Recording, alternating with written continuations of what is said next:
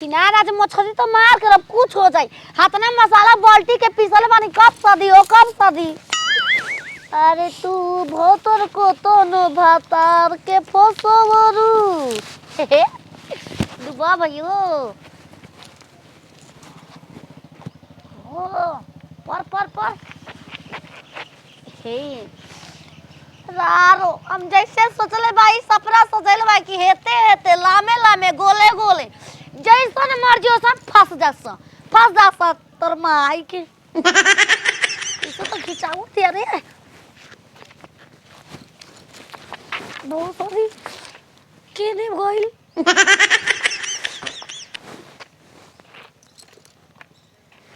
छिना लोगन हमारा आटा खा गइलू जा अरे रो फसलू जा नहीं दोनों में गुआले रही मांगा के ये जालम हार ना मानम रारो हार ना मानम खा के मोट मुई बुझा तो लोगन मुस के दवाई डाल के बनैले रह कि इतना तो वो तारे मुंह के उतरा दे बुझा हो रारो हेल के निकाल ले भेल के एक वही में फसावती बढ़िया रे कोके और राड़ी के छिया तारी के पेट की कोहरा रे इनके तो नाली लालू तब ताके बतलाई अरे यार जो ये पाँच के ये चो जो ये नाच के होई कैसे खिंचाओ तेरे लगा तो फसल भी हो पूरा बढ़िया ने फसल पर हो छिनरो मजा खतर नहीं के कितना सपना कहाँ निकल बड़ी सवेरे रही के बंसी लेके पूरा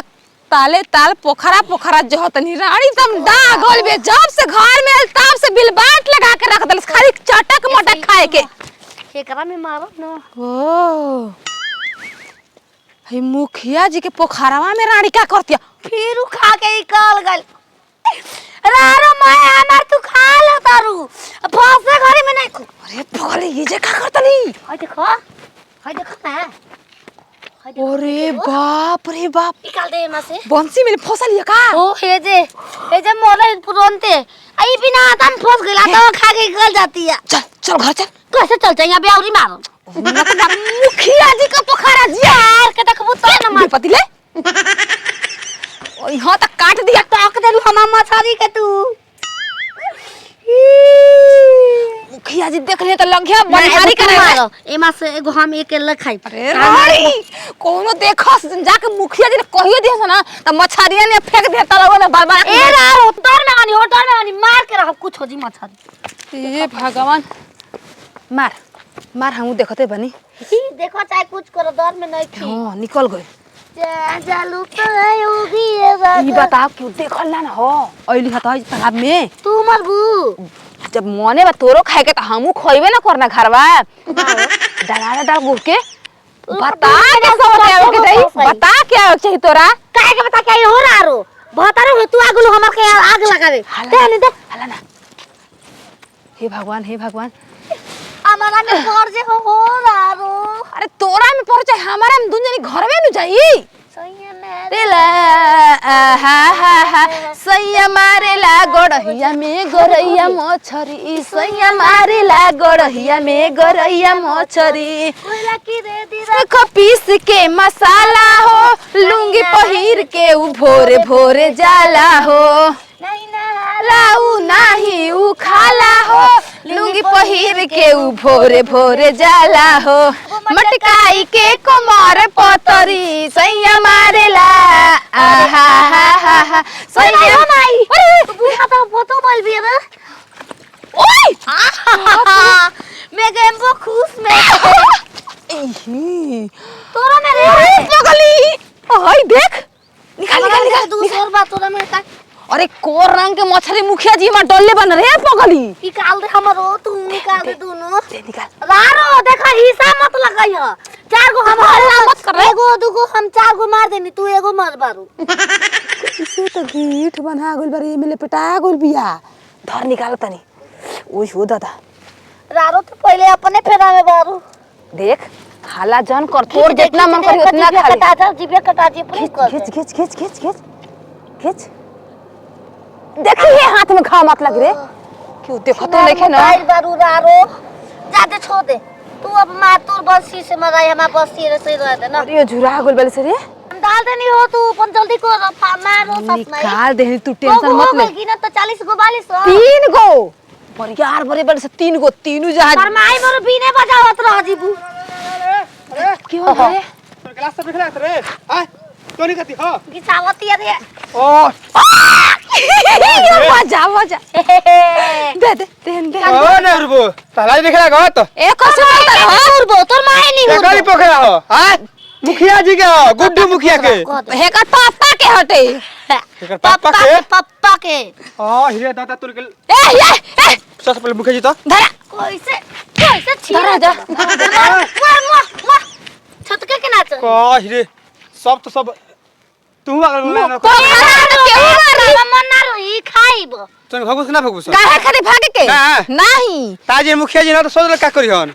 मुखिया जी मारो तो फुक देतो। जरूरी बा हमन एक वोट से मुखिया जी जीतल बना मुखिया जी भगु जा हो भगु जा चल भगु जा हो बाली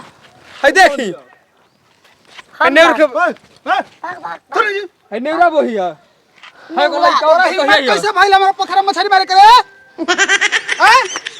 मुखिया जी 8 लाख को बच्चा डालले बनिए में हम हेकर लड़का होके के वजह से सोचनी है हां कि छिनार और डालने वाली बंसिया करे में हां तोर माए छिना रारी भुतर कटानी असली सब बात बोलबी कादम दाते पकड़ करे तोर माए बाबा छिया मुहिया के इन नतिवा के लीले दू का करू कौन है वो मलैया में ये छोड़ मराई में हम मून मनाता हम मून मुखिया जी ए फोटो खींचे कर रही तब देखनी चुमा देत रह चुप तू बात कोई वाला कम ना त मक्सद दे हमने तो को मक्सद दे मुखिया जी है देखी देख 2.5 किलो से मछली मरले वाली सन देखी मुखिया जी ही रे ये 8 किलो का भाई रहती सा ले ले सिया मड़ैया वाला बात कोई मत कही ना को एगोरिया तो मालूम का सुनो